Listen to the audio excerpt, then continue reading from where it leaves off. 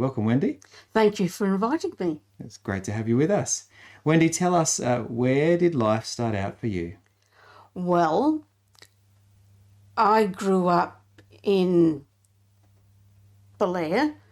My father was an engineer, and I had a younger sister, and oddly enough, we're all short. I thought we were a normal family until after many years I realised that everybody was taller. But when I grew up, I thought I was just a normal person. Okay. But there you go. Dad, She's sitting on 2 pillows. I was like, people are probably very confused right now because you're like the same height as us. I'm on 1 pillow. I'm on 2. It's good. Look, great that you could all join We us. just gave away our television secrets. So, Wendy, your story begins with your father's story. Yes. A big influence on you and where you went. Yes. Well, my father grew up in Clare. His father was the mayor of Clare.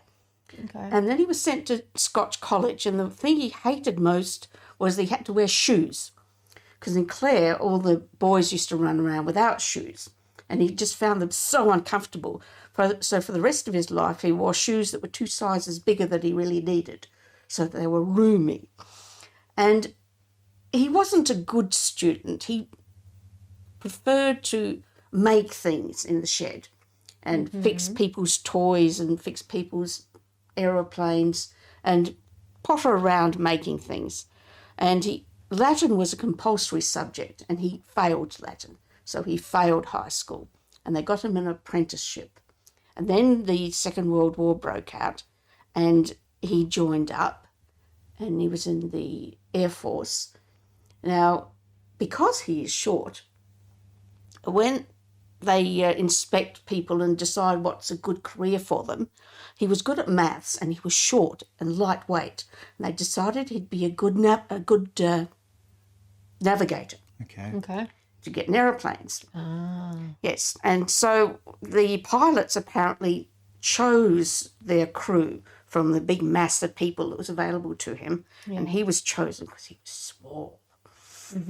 So he became a navigator in a bomber, and he got a Distinguished Flying Cross, which apparently is very prestigious, mainly due to the very high death rate of the crews, that if you managed to do a large number of sorties and survive, that was quite a thing. And he stayed in that all through the war.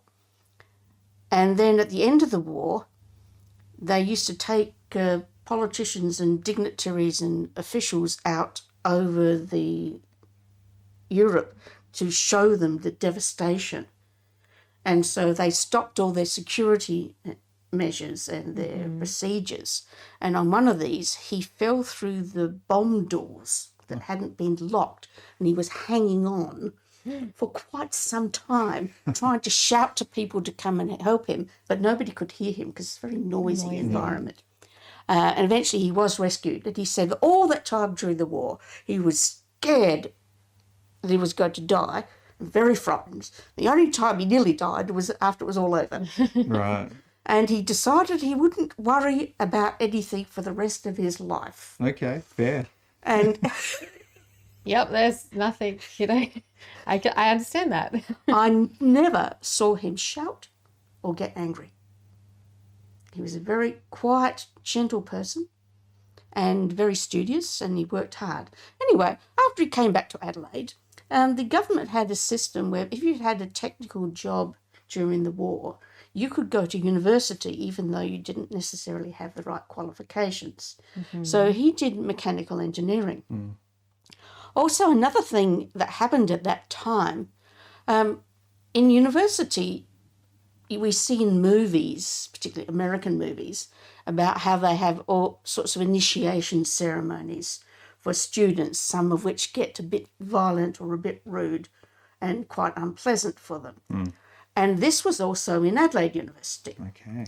But after the Second World War, when all of these soldiers came back who'd been taught hand-to-hand combat and how to kill people, and had actually put it into practice in many cases, Yeah. When this group arrived at university as first-year students, there was no way that this culture of initiation could continue because they wouldn't have it. Yeah, They that's just good. thought it was a load of ridiculousness. So it completely stopped. So Adelaide University hasn't had that culture since then. Okay. It's a very nice university to go to. Okay. So some positives come out of that. Yeah. Yeah. Gee. So when he was at uni, he was broke, of course, and he had a job. And one was driving taxis and another one was washing dishes at a hotel. And he decided that washing dishes is not a good thing. So he decided to invent something better. So he decided to invent a dishwasher, Okay. something you could have in your house. There was at that time some industrial type dishwashers in Europe, but that they were great big things and not something that you'd use at home. And he spent all of his spare money getting manufacturers to make the parts, because the parts did not exist. Even dishwasher powder tablets did not exist. Nothing existed. So everything had to be manufactured. It was all very expensive getting somebody to make a one-off part. And also he had spent all his money on crockery and glassware from the op shops, because in the early days of his invention, it was a dish destroyer. I'm sure it was. Okay. Trial and error. Yeah. My mother was not much impressed with this I bet. because he never had any money at all to take her out to the movies or to dances, because he spent it all on his dishwasher. So he spent so much time on it that he actually failed a couple of subjects in fourth year, and he had to repeat it. And this time they were married and they were really broke. In those days, after a woman got married, she wasn't allowed to work. So she got some work with Grandpa, who was an accountant, and she got work as a secretary because she could type. And she had to support Dad at university. So he did eventually finish his degree and he got a job at Kelvinators. Now, he patented his dishwasher and he tried to sell the patent to Popes, who were a manufacturer at that time. And they helped him a little with his project work as well when he was developing it. But they said it was not a working idea and it wasn't going to work and nobody would buy it. Okay. Famous last words.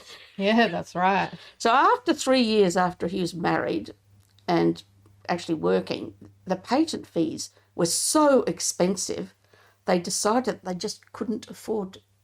So they dropped the patent. Immediately, Pope started making dishwashers. Okay. Of course. So in our family, the subject of dishwashers was never discussed. It was we're not going to talk about it subject. And it wasn't for years when I was an older teenager that I discovered this story. Because we washed up by hand at home. My Mum said she had 2 dishwashers, myself and my sister. Yes. And we used to sing while we washed up dishes and harmonise together.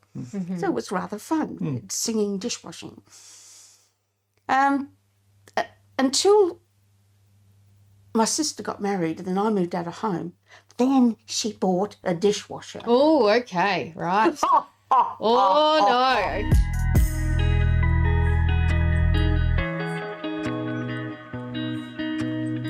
Thank you for watching this short clip of Life Bursts. You can like, subscribe, or follow for more, or head to rawcut.com.au.